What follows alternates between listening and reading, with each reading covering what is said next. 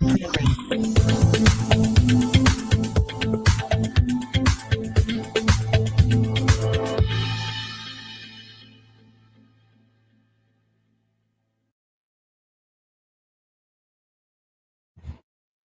afternoon from wild and wonderful West Virginia. My name is Dan Owen. I'm the president and CEO here in Charleston. Very quickly, just a little bit about myself. I've been with the Goodwill movement now for over 25 years. I started my career in Corpus Christi with Goodwill Industries of South Texas. In the late 90s, early 2000s, I moved to Phoenix, joined the Goodwill Industries of Central Arizona team before eventually moving back to Corpus Christi. Over the last 10 years of my time with the organization, I spent as the Chief Operating Officer before taking over my role here in West Virginia about 18 months ago. Up front, I want to just kind of acknowledge and admit that a lot of what you're going to hear me talk about today, I shamelessly stole from both of those organizations. I am not going to give them any more credit than that, but I think what makes our journey in this story a little bit unique is how we've molded all of those ideas together along with how we actually measure those results. So about 18 months ago, when I came here, like any good incoming CEO would, I asked all of these questions of myself and my executive team. You know, what was the current culture? And I don't think I'm overstepping here when I say that the culture that I inherited was probably a very toxic, broken culture, okay? Who is driving the corporate culture? If I can leave you with no more sage advice, if there is nothing else that you get from this presentation today, understand this. If you are not actively engaged and involved in molding your corporate culture, other people are, all right? And let me repeat that. If you are not actively engaged in molding your corporate culture, other people are. Now see, here's the rub. That may or may not align with your vision, okay? One of the things that we knew 18 months ago is that something had to change. And I think much like many organizations, we had an executive team sitting around in the boardroom spitballing ideas on what we could do to improve the work experience of our team. Now, I wish I could remember which one of our team members it was so I could give them a shout out. But there was an individual within our team that had the most novel of concepts. Out of all of the grandiose ideas we threw out there, they said, why don't we ask them, okay? This became the genesis, really, of our employee satisfaction surveys. Now, like most organizations, we would hold employee satisfaction surveys on a very regular basis. That regular basis being anywhere from 1 to 2 years. Those surveys were written like a Tolstoy novel and were arduous at best. And as soon as the survey was completed, it was filed away for prosperity. Today, our satisfaction surveys here are done every June and December. We do it twice a year. It is done through SurveyMonkey. We do not invest a lot of time and money building these things. It is 10 questions long. It is completely anonymous. We don't ask for what vision an individual works in, let alone the department. And we do this intentionally to solicit the greatest amount of buy-in from every individual from every level of the organization. It's not enough for us to get a measure of the culture of the organization by getting those individuals who are willing to invest a lengthy amount of time. In fact, our surveys could be completed within probably 60 seconds or so if that's what you chose to do. Okay. Now, of the 10 questions that we have, there's really only 2 specific questions that we look to extrapolate data from. The first is actually question number 1, and I'm not sure how easily you can see this on your screen, but question number 1 states, on a scale of 1 to 10, how likely are you to refer friends and family to Goodwill, to working for Goodwill? If you are familiar at all with the polling industry, this is actually referred to as the magic question. That's what they call it. We use this specifically for measurement purposes that I'll go into shortly. The second question that we actually look to extrapolate data from is the last question, it's number 10. It's an open-ended question. We specifically do this so they can elaborate to the best of their abilities the areas that they think that the organization could improve to help them. From this feedback, we quickly identify themes. Okay? Now, those themes, as soon as we have them, we communicate those back out to our team as quickly as we possibly can, usually within about a week. You're going to see that communication is a general theme throughout this presentation. And for us, we utilize multiple tools to be able to communicate this out to our team.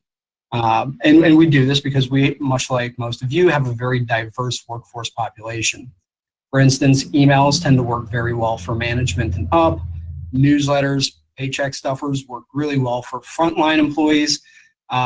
But the one that we found to be most conducive for us is actually a tool called Call Multiplier. And some of you may be familiar with this. We stumbled upon it during the pandemic. We used this as a means of communicating with all of our teams during a very chaotic time to really keep them up to date with what we were doing. Call Multiplier has been a very valuable tool, which is why we still use it. And it allows someone like myself to record a 60 to 90-second message and send it out with really the click of a button. Okay. Now, once we've communicated this out, it's time for us to start putting action to our words. Okay. And if you are a student of learning, if you are a student of leadership learning, you've probably seen this comment before. Nothing changes until the leader changes. Once the leader changes, everything changes. And this is very true in culture building, but I think it needs to go a step further, right? This needs to be a philosophy of everybody within leadership roles within your organization. Because ultimately, to change culture, you need resources, you need time, and you need energy. And if you don't have that commitment from every single person within your leadership team, it's not going to work, right? I mean, I could sit there and provide all the resources of the organization, but if I have individuals working with me who aren't willing to spend and invest their time and energy, well, then it's just not going to work, right? And conversely, if they want to spend their time and energy, yet I don't resource them, well, then it's just an act of fruition. One other point that I think needs to be made here early on is that we understood that any changes that we make has to be seen and it has to be felt, right? You can't operate under the cloak of darkness. You can't change policy and procedure and it doesn't impact a large number of employees. Okay? It needs to be tangible. It needs to be real, okay? So for us, the next step in our process is synthesizing this feedback. We start by convening the circle of trust, as I call them, right? Our circle of trust are those individuals that are part of our executive team and that next level down. We will oftentimes meet every 2 to 4 weeks to either review data, create actionable items, review rollout results, etc. Okay? During this time, we read every single comment that every single one of our employees gives us. Okay. Now, I'll remind you, as Jim Collins said in his book, Good to Great, right? Don't be scared of the squiggly things under the rocks. The reason a lot of organizations won't do this and won't invest the time and energy in reading all of these comments is because they're afraid it's going to turn into a gripe session. And it can, but oftentimes it doesn't, right? And it's about having faith that your team is going to give you constructive feedback. Now, just to show that we are not infallible, these are a few comments. I asked a few people on my staff to put together some comments. These are legit comments, and I will tell you, it did not take long to find these. Okay, they are there.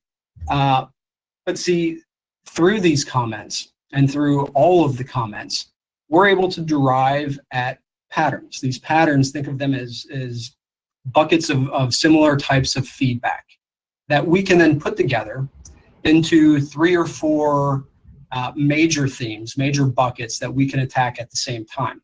For instance, we may hear someone say, well, the forklift doesn't work. And several people say, well, the point of sale system is broken. Our bucket may be, we have an equipment problem. We don't receive feedback from our managers, or we lack mission awareness. We have a communication issue, okay? So for us, during this first survey that we did last summer, a few of those bucket items that we found, and I will go into greater detail in a second, but our benefits plan was lacking simply across the board.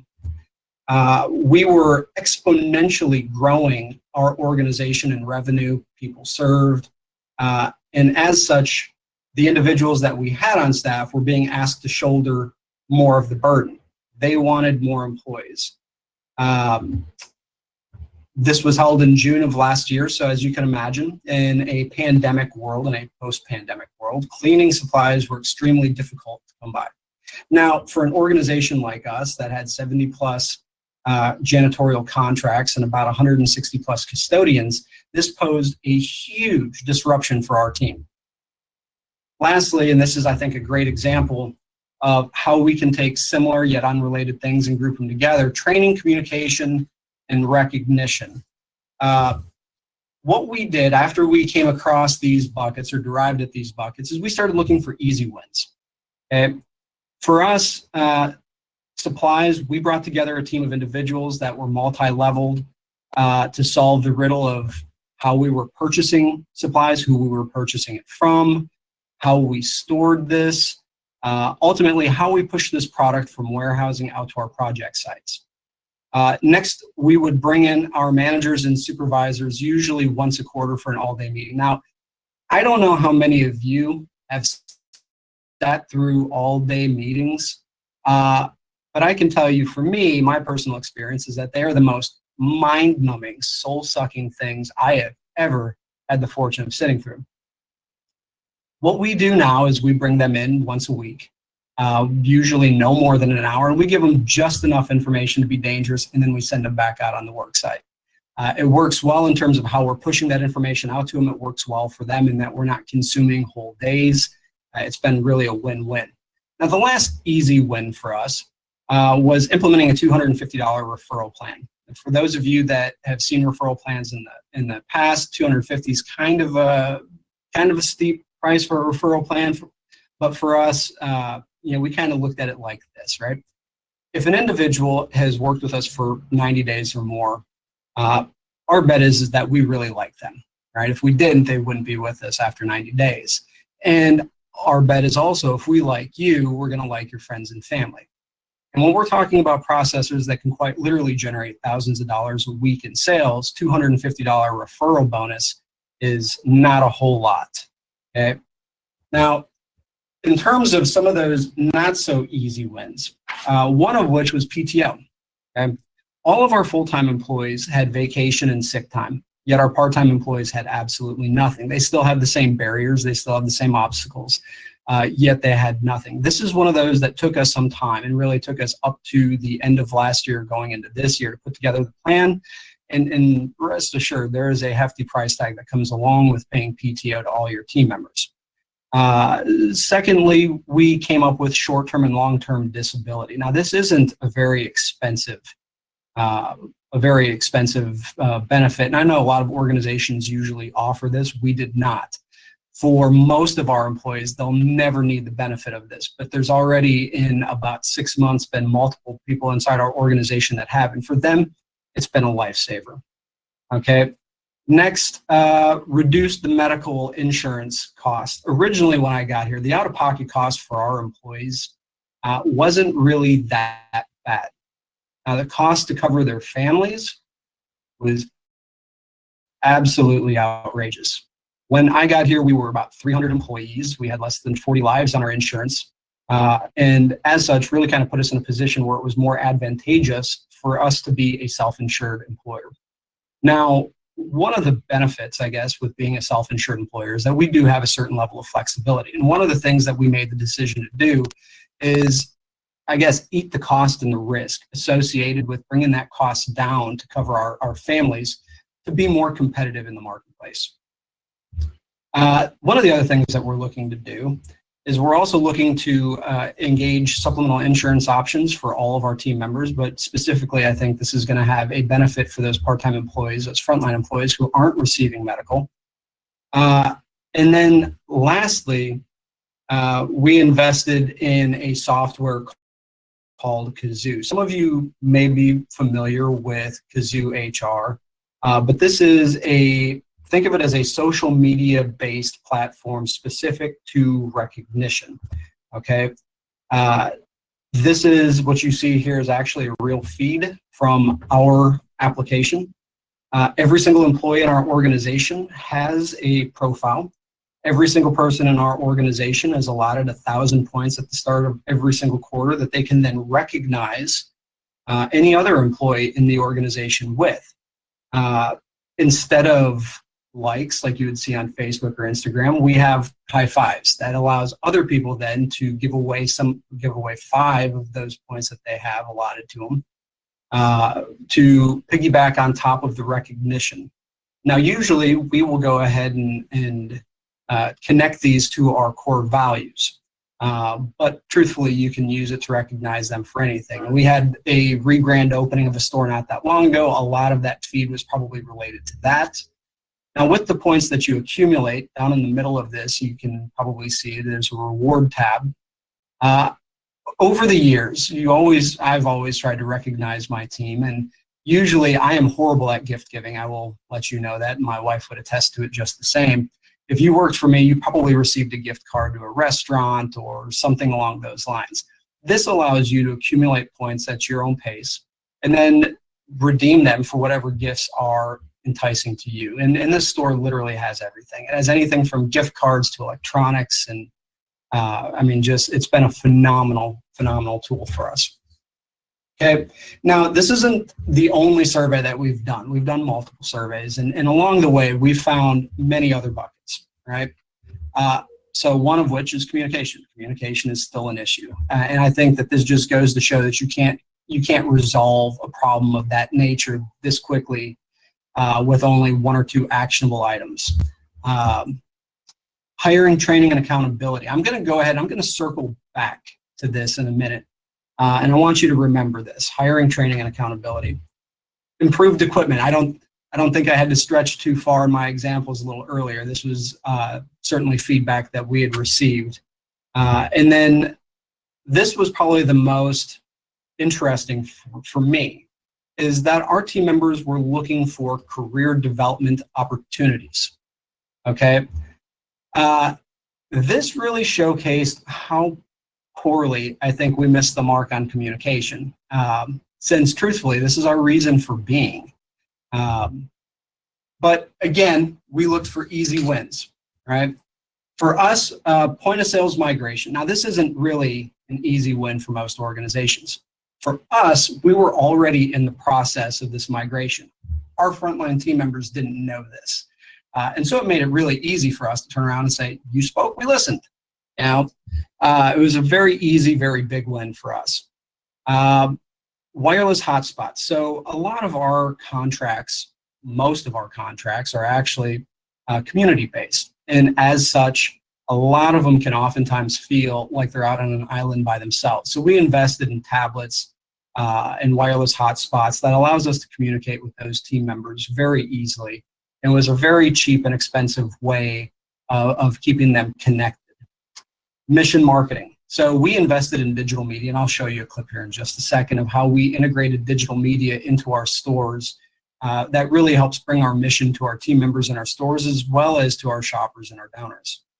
The other thing that we've done is we started bringing our mission service teams out to all of our work sites on a weekly basis. In doing this, it allows us to educate all of our team members on all the services that we provide, as well as be able to identify those team members that really are probably most in need of the services that we offer.